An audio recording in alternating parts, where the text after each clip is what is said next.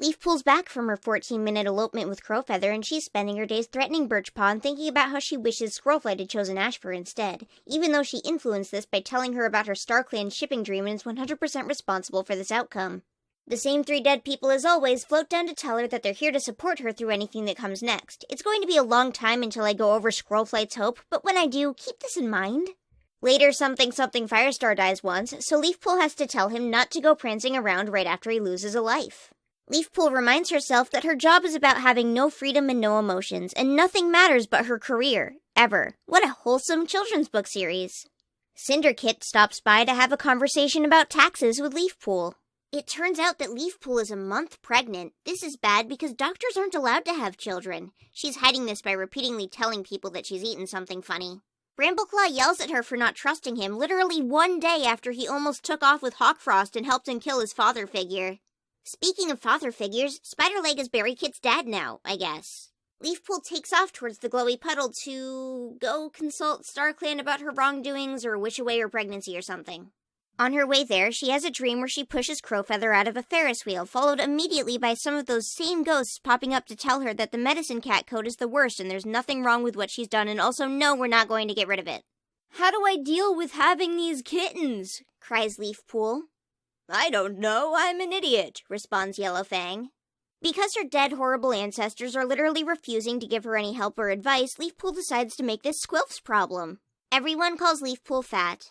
Squirrelflight doesn't like how Brambleclaw is still treating her like a child, but Leafpool doesn't care about that. It's Leafpool time, and Leafpool is very pregnant. "Well, gotta have those kits then," says Squirrelflight.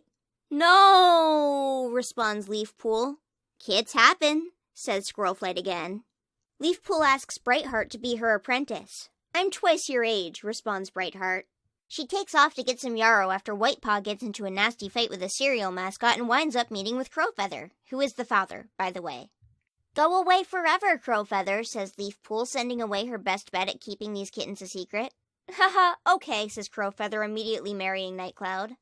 Leafpool hops right back into the moon pool, but this time takes along her sister. She demands that Yellowfang fixes her problems for her again, so Dr. Deadlady drags Squirrelflight into the shared dream space, somehow. "Hi, Yellowfang." "Hi. You take the kits." "Faking raising these kittens would make me a villain in the eyes of everyone I know." "Sounds good to me." Squirrelflight refuses, so Yellowfang lies to her about being unable to carry children. Then when she acts suspicious of this claim, Grandma accuses her of not respecting StarClan until she passes out. "Was that true?" asks Leafpool. "No, but who cares about Squirrelflight, am I right?"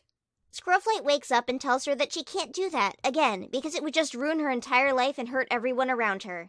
Dang.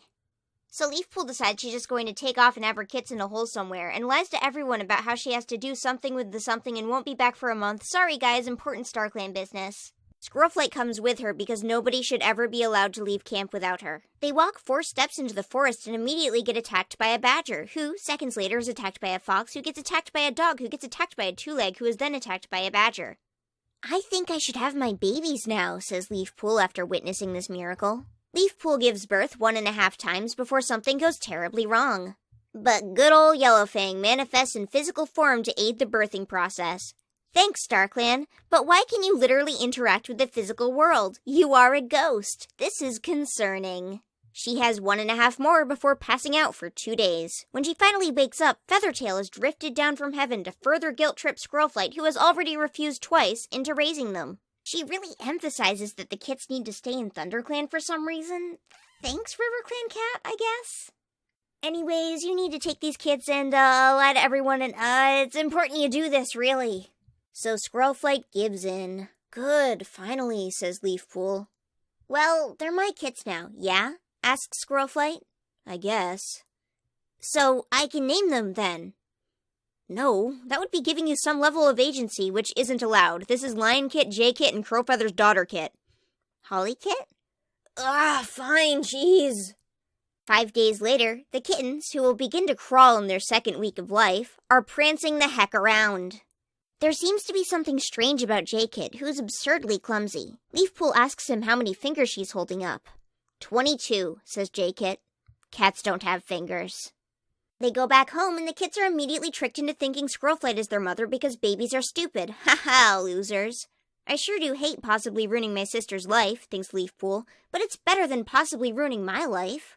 Everyone just immediately believes Squirrelflight gave birth to these kittens because adults are stupid also, apparently. Ha ha, losers.